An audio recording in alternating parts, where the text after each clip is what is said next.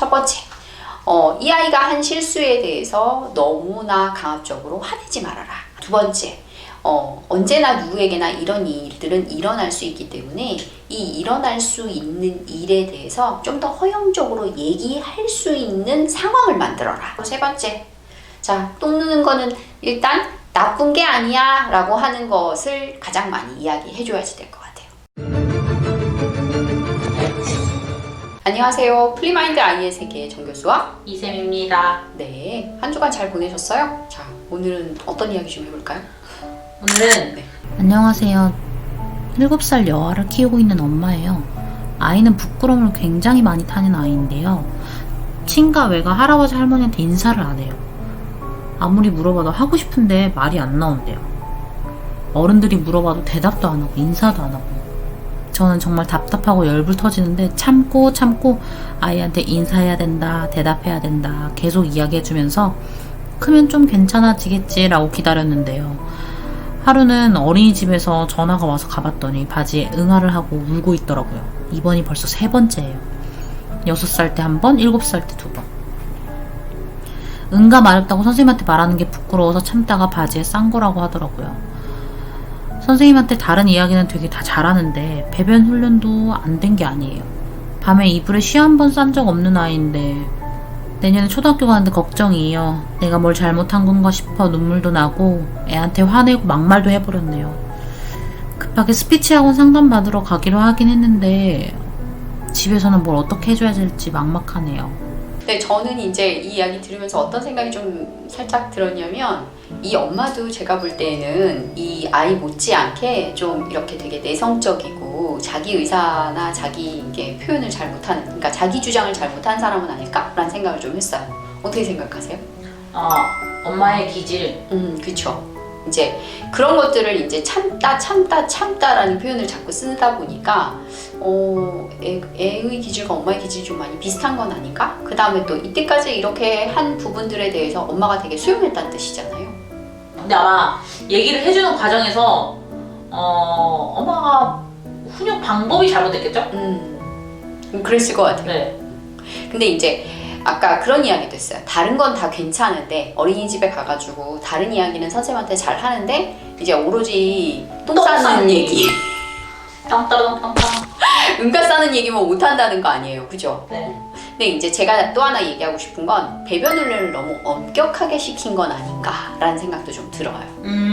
그럴 수 있겠네요. 네, 그러니까 이제 아이를 우리가 배변 훈련을 시킬 때 있어서 너무 일찍 배변 훈련을 시키고 그 다음에 너무 엄격하게 배변 훈련을 시키고 이렇게 되면 배변이라고 하는 이 똥을 눈다라고 하는 것 자체에 대해서 되게 부정적인 어떤 개념을 형성할 테고, 그러니까 이런 부정적인 개념이 형성되어져 있는 상태에서 내가 만약에 누군가 나를 잘 모르는 누군가에게 똥눈 이야기를 하게 되면 되게 이건 수치스러운 이야기다 라고 하는 게 되잖아요, 그렇죠? 그러니까 그래서 엄격한 배변 훈련이 문제가 아닐까. 그래서 애가 창피해서 말을 못하는. 그렇죠. 그리고 또 아까 어머니가 이런 표현 썼잖아요. 집에서도 밤에 오줌 한 번 넣은 적이 없다, 이불에다가 실수 한 번 한 적이 없다 라고 얘기한 거 보면 되게 엄격하게 배변 훈련을 한 것 같아요. 그리고 되게 강압적으로 한 부분들도 있고. 근데 그러면 보통 애들은 한두 번 정도는 실수하나요?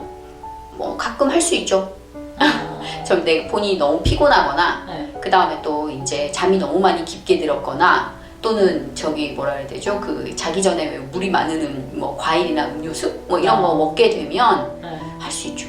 그럼 그럴 때는 어떻게 해야 돼요, 부모님이? 하고 있는 상황에서 애가 한두 번 실수를 했어요. 근데 예를 들어서 어떤 부모님은 와 이렇게 너 어쩌고 막 하시는 화를 내는 경우도 있을 거고 네. 아니야 뭐 그래 그럴 수 있어 라고 또 하실 수도 있는데 어떻게 해야 어느 것을 선택해서 어떤 방법으로 해줘야 되는지 잘 모르실 것 같아서 그렇게 막 강압적이고 막 화내듯이 막 쫓듯이 하면 어떤 애기가 말을 잘 듣겠어요? 아니 근데 그럴 수 있잖아. 너무 허용적으로 하면 오케이, 무슨 말씀인지 네. 알아요. 그러니까 그렇게 막 너무 허용적인 거는 물론 안 되겠죠. 안 되는 건 맞아요. 그런데 이제 자기도 모르게 실수한 부분인 거잖아요. 있잖아요. 근데 그런 실수한 부분에 있어서 너무 강압적으로 왜 이렇게 있냐 하고 따지듯이 막 혼내고 이러면 아마 애가 더 주눅들고 위축되어져서 더 잦은 실수를 할 수 있겠죠? 그러니까 이제 밤에 실수율이 이렇게 좀 높은 아이들, 그런 아이들을 위해서는 일단 잠을 자기 전에 반드시 화장실을 가는 어떤 훈련을 해야지 되고요. 그 다음에 이 몇 시쯤 때가 되면 얘가 항상 오줌을 누는 타이밍이 예컨대 있다라고 하면 애가 자고 있어도 누구야 오줌 넣어야지 하면서 일어나게 해가지고 오줌도 싸게 해야지 되고요. 그리고 본인이 아침에 일어났을 때 우와 나 오줌 안 쌌어 하는 성공 경험을 하게끔 만들어줘야지 돼요. 그러니까. 근데 지금 말씀하시는 건 잦은 아이들만. 그렇죠. 네, 근데 이제 어떻게 하면 강하게 시킨 거죠? 저는 그게 궁금해서. 자 보세요. 우리가 이 배변에 관련된 부분들은 프로이드 발달 단계상에서 볼 때 항문기인 거예요. 네. 자, 근데 그 항문기가 너무 배변 훈련을 이렇게 타이트하고 강압적이게 시키게 되면 애가 굉장히 금욕적이고 자기 관리에 대해서 되게 철두철미하고 뭔가 수치스럽고 뭔가 이렇게 조금 부끄러워질 만한 어떤 상황이 되는 걸 갖다가 도저히 못 참고 좀 되게 인색하고 이런 성격 특성들이 생길 수가 있어요. 그 또 반대로 뭐 굉장히 허용적인 어떤 상황이라고 한다면 이렇게 좀 약간 자기 관리도 제대로 잘 못하고 이게 뒤가 좀 물러가지고 그냥 아무렇게나 그냥 막 어지르고 저인 것 같네요. 그 정도로요? 좀 더 낭비적이고 뭐 이런 어떤 부분들이 있긴 있어요. 근데 이제 제가 지금 말씀드리고 싶은 건 뭐냐면 이거는 프로이드 입장에서 얘기를 한 거고 네. 너무나 강압적으로 배변 훈련을 시킨다라고 했을 때 우리가 학습이 되는 거예요. 벌써 똥 누는 거 오줌 누는 거 나쁜 행위야. 내 몸 안에 들어있는 걸 꺼내는 걸 갖다가 누군가에게 들켜서는 안 돼. 이렇게 훈련이 되어져 있다면 얘는 누군가에게 들킬까 봐 얼마나 노심초사하겠어요. 그러니까 그런 상황들을 만들어주지 않아야지 된다는 거고요. 그 다음에 사실 솔직히 말해서 우리가 똥 누고 오줌 누는 건 굉장히 자연스러운 행위인 거잖아요.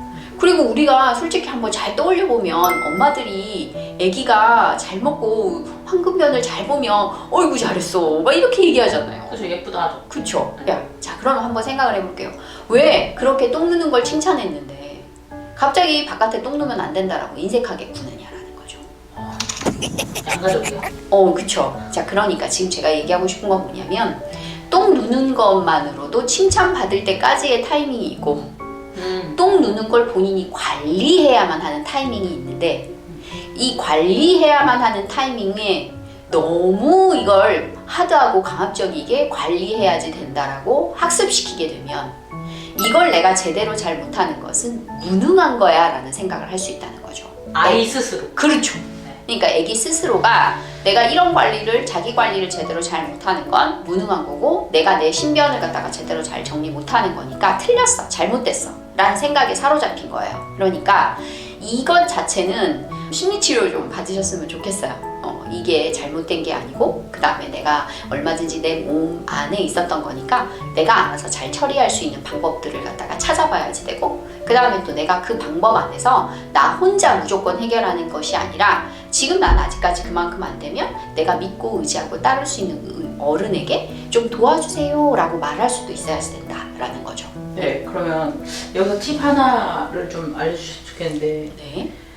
뭐 심리치료 가면 당연히 심리치료 받겠지만 오케이. 부모님이 어떻게 해줘야 되는지 네. 팁 좀 알려주세요. 오케이. 자, 첫 번째 제가 말씀드리고 싶은 거는 일단 아이가 이런 상황이 된 것에 대해서 제가 볼 때는 좀 많이 혼내셨을 것 같아요. 아까도 참다라는 용어를 쓰신 거 보면 이 부모님은 굉장히 이 어머니가 좀 혼내셨을 거라는 생각이 좀 많이 들거든요. 그리고 배변 훈련도 되게 엄격하게 시키셨을 것 같고요. 자, 그러니까 첫 번째. 이 아이가 한 실수에 대해서 너무나 강압적으로 화내지 말아라 하는 게 첫 번째고요. 그 다음에 두 번째, 언제나 누구에게나 이런 일들은 일어날 수 있기 때문에 이 일어날 수 있는 일에 대해서 좀 더 허용적으로 얘기할 수 있는 상황을 만들어라 이거예요. 그러니까 이 상황이라고 하는 것 자체는 이제 그 동화책에서 똥 이야기에 관련된 부분들이 있을 수도 있고요. 그 다음에 그 똥을 싸는 아이를 주인공으로 만들어서 그러니까 그렇게 만들어서 이것에 대해서 자연스럽게 표현할 수 있다라고 하는 주장하는 것에 대해서 훈련시키는 것이 두 번째고요. 자 그리고 마지막으로 세 번째.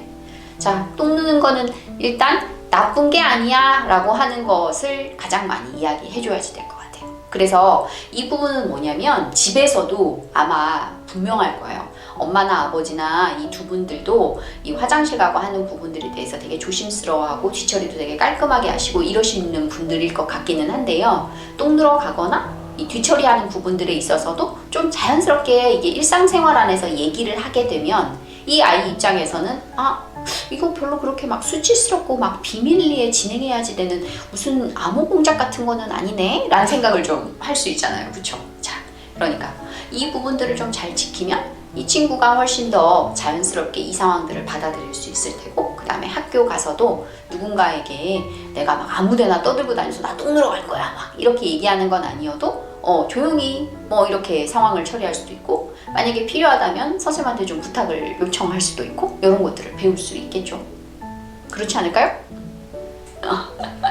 네, 플리마인드 아이의 세계. 자, 오늘은 응가 싸는 친구에 대해서 이야기를 해봤는데요. 이 부분이 마음에 드신다면 구독과 좋아요를 부탁드리겠습니다.